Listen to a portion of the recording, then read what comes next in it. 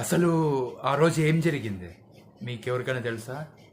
So ఒక్కసారి ఏమైందంటే ఒక ఇంట్లో ఒక ఫ్యామిలీ అయితే ఉంది. ఆ ఫ్యామిలీ వచ్చేసి చాలా భయస్థులు, అంటే చాలా భయపడుతూ ఉంటారు. దయ్యాలంటే భయము ఇవి. కానీ దేవుడు అంటే చాలా ఇష్టం వాళ్ళకి, చాలా భక్తి ఎక్కువ. సో అలా దేవుని పూజిస్తూ ఉండేవారు. ఆ ఇంట్లో వాళ్ళకి తెలియని నిజం ఏంటంటే ఆ ఇంట్లో దయ్యం ఉండేది.